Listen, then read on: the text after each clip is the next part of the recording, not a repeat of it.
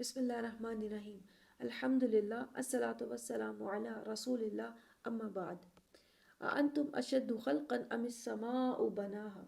تو جو لوگ آخرت کا انکار کرتے ہیں اور اس لیے کہ وہ دنیا میں اپنی منمانی کرنا چاہتے ہیں، اللہ تعالیٰ نے انہیں فرعون کے قصے سے عبرت حاصل کرنے کا کہا کہ انہیں ایسے لوگوں کو فرعون کے حشر سے عبرت حاصل کرنی چاہیے۔ اب یہاں سے آسمان اور زمین یعنی اجرام سماویہ کے ذریعے اللہ تعالیٰ نے دلائل دیے کہ آخرت کا لا کھڑا کرنا اللہ کے لیے کس قدر آسان ہے۔ سو اللہ تعالیٰ نے فرمایا انتم اشد خلقا ام السماء بناها، کیا تمہاری تخلیق کوئی بہت بڑا کام ہے یا پھر آسمان کی تخلیق جو اس نے بنایا ہے؟ یعنی جب انسان اللہ تعالیٰ کی قدرت کے بڑے نظارے اس دنیا میں دیکھ رہا ہے تو یہ کیسے سوچ سکتا ہے کہ اللہ تعالیٰ اسے پھر نہیں بنا سکیں گے؟ سورۃ النازعات کا موضوع ہی اس بات کا احساس دلانا ہے کہ بعث بعد الموت یعنی انسانوں کو پھر سے زندہ کرنا اللہ تعالیٰ کے لیے کچھ مشکل نہیں۔ یہ اللہ تعالیٰ کے امور میں سے ایک عام سا امر ہے۔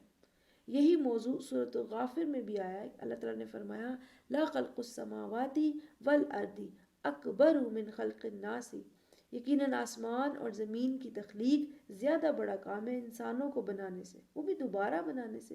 ولیکن اکثر الناس لا يعلمون، لیکن بہت سے انسان اتنی آسان سی بات نہیں سمجھتے۔ اب اس صورت کے کانٹیکس میں دیکھیں، اس صورت میں ان لوگوں کا ذکر تھا جو آخرت کا انکار کر رہے تھے۔ آئنہ لمردودون فی الآخرہ، کہ ہماری قبریں کہ ہمیں باہر نکال پھینکیں گی، وہ بھی تب جب ہم اذا کنا عظاما نخرہ، جب ہم ہڈیاں ہو چکے ہوں گے، کھوکھلی ہڈیاں، اور ہم آج کی حالت میں گوشت اور آنکھیں اور ہر شے کے ساتھ ہم واپس آ جائیں گے۔ قالوا تلک اذن کرۃ خاسرہ، کہ یہ پھر سے جیتا جاگتا ہو جانے کی سوچ، اس میں کوئی دم نہیں ہے، یہ صرف باتیں ہی ہیں۔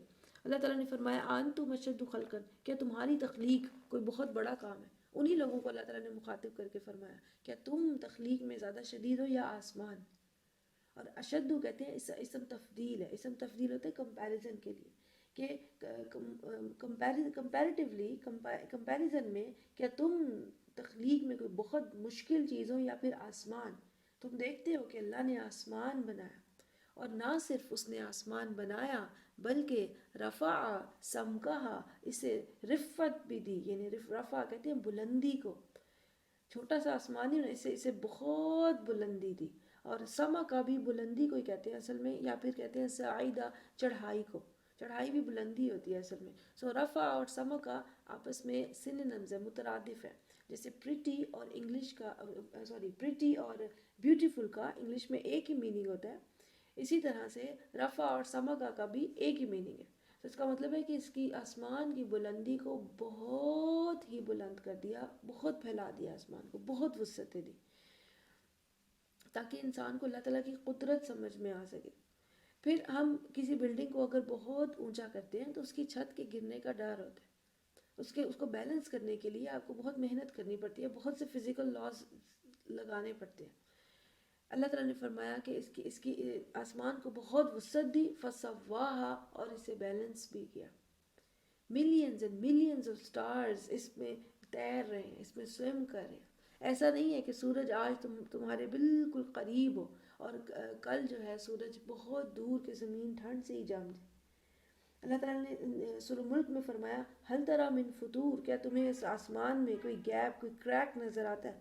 اسی طرح سورہ لقمان میں ہے، اللہ تعالیٰ نے فرمایا خلق السماوات بغیر عمد ترونہا، کہ آسمان کو اس نے بنایا بغیر کسی پلرز کے، جیسے کہ تم دیکھ سکتے ہو۔ یہ اللہ تعالیٰ کی قدرت کے نظارے ہیں۔ اس کے بعد اللہ تعالیٰ نے فرمایا وَأَغْطَشَ لَيْلَهَا، اغتشا جو ہے وہ ہے الضعف فی البصر، یعنی دیکھنے میں دقت ہونا، اندھیرا ہونا۔ تو رات بھی اندھیرے کا لفظ ہے اور غطش بھی اندھیرے کا لفظ ہے۔ تو اس کا کیا مطلب ہوتا ہے کہ اس کی رات کو بہت ہی اندھیرا کر دیا، اور شدید اندھیرے میں سے، یعنی گھٹا ٹوپ اندھیرے کے لیے آئے گا، شدید اندھیرے میں سے وَأَخْرَجَ دُحَاهَا، اس کی صبح نکال لی۔ تو تمہیں لگتا ہے کہ قبر کے اندھیرے میں سے انسان کیسے نمودار ہوں گے؟ تو یہ بہت ہی خوبصورت اور لاجیکل ایکسپلینیشن ہے۔ اللہ تعالیٰ نے فرمایا کہ انسان کو لگ رہا تھا کہ اسے دوبارہ بنانا مشکل ہے، اس کی عقل نہیں مانتی۔ اللہ تعالیٰ نے بہت ہی حکیمانہ اور لاجیکل جواب دیا، کیا تمہاری تخلیق مشکل ہوگی یا آسمان؟ آسمان تو انسان دیکھتا ہے اپنے اوپر، آسمان کی وسعتیں کہہ لو ہمارے اوپر سے جس شروع ہوتی ہیں۔ سو اللہ تعالیٰ نے فرمایا نہ صرف اس نے آسمان بنایا بلکہ اسے شدید وسعت بھی دی. نہ صرف اسے وسعت دی بلکہ اسے تسویہ بھی دیا، یعنی آسمان کو سنبھالے ہوئے ہے وہ. بلکہ اس کی قدرت دیکھو کہ آسمان کے گھٹا ٹوپ اندھیرے میں سے دوحا یعنی صبح کی روشنی کتنے آرام سے نکال لاتا ہے. تم سوچتے ہو کہ قبر کے اندھیرے میں سے تمہیں کیسے نکالے گا، جبکہ وہ تو ہر روز اندھیرے سے اجالا نکال رہا ہے. سبحان اللہ. تو اس کے بعد اللہ تعالیٰ نے فرمایا وَالْأَرْضَ بَعْدَ ذَلِكَ دَحَاهَا، کہ آسمان کی بناوٹ، اس کی وسعتیں اور اس کا سنبھلا ہوا نظام، دن رات کی گردش. اس کے بعد اللہ تعالیٰ نے فرمایا زمین پر اس کی قدرت دیکھو. یہ اشارہ ہے البعید الی القریب، یعنی دور سے قریب کی شے کی طرف اشارہ دینا. یا آسمان کی خلقت سے زمین کی طرف اشارہ کرنا کہ اس دور کی شے کو چھوڑو، اپنے قریب کی شے کو دیکھو. کہ زمین کو دیکھو، اللہ تعالیٰ نے اس کو دہاہا، اس کو بچھا دیا، اس کو پھیلا دیا، اس کو فیسیلیٹیشن سے بھر دیا. جیسے کہ اس کی دی ہوئی فیسیلیٹیشنز میں سے اخرج منہا، اس میں سے نکالا زمین میں سے ماءہا، اب زمین کا پانی، ومرعاہا، اور زمین سے اسی کا سبزہ نکالا. زمین کا 70% حصہ پانی ہے، مگر سائنسدان آج تک یہ بات سمجھنے سے قاصر ہیں کہ اتنا پانی زمین پر آیا کیسے. زمین پر بڑے بڑے اوشنز پانی کے موجود ہیں، جبکہ اس کے مقابل سولر سسٹم کے کسی اور سیارے پر اتنا پانی موجود نہیں ہے. اور پانی زندگی کی بنیاد ہے، جیسے کہ سورۃ الانبیاء میں اللہ تعالیٰ نے فرمایا وَجَعَلْنَا مِنَ الْمَاءِ كُلَّ شَيْءٍ حَيٍّ، اور ہم نے ہر زندہ شے کو پانی سے بنایا. بہت پہلے سائنٹسٹ کا ماننا تھا کہ پانی زمین پر نہیں بنا، بلکہ زمین کے بننے کے بعد جو بہت سے ایسٹرائڈز اور کومٹس زمین سے ٹکراتے رہے، پانی وہاں سے آیا. مگر اب لیٹسٹ ریسرچز سے سائنٹسٹ کو یقین ہو گیا ہے کہ پانی زمین پر ہی بنا ہے. It is one of the main research topics in geology today. اللہ تعالیٰ نے فرمایا کہ زمین سے اس کا پانی نکالا، یعنی کہ واٹر belongs to earth. اور وَمَرْعَاهَا، اور اسی کا سبزہ نکالا، یعنی گھاس اور ہربز، جڑی بوٹیاں، درخت اور گرینز، آٹا، چاول، گندم، دالیں وغیرہ. پھر پھل مختلف قسم کے، موسمی پھل اور علاقائی بھی، یعنی کوئی پھل کسی موسم کی رونق ہے اور کوئی پھل کسی علاقے کی خاصیت ہے. پھر اسی سے لباس کا بندوبست کیا، دوائیاں بھی اسی سے بنتی ہیں، معدنیات، گیس اور پیٹرول. سب کچھ زمین سے انسان کی ضرورت زندگی کی ہر شے زمین سے نکالی. اخراجہ کا مطلب ہوتا ہے نکالنا.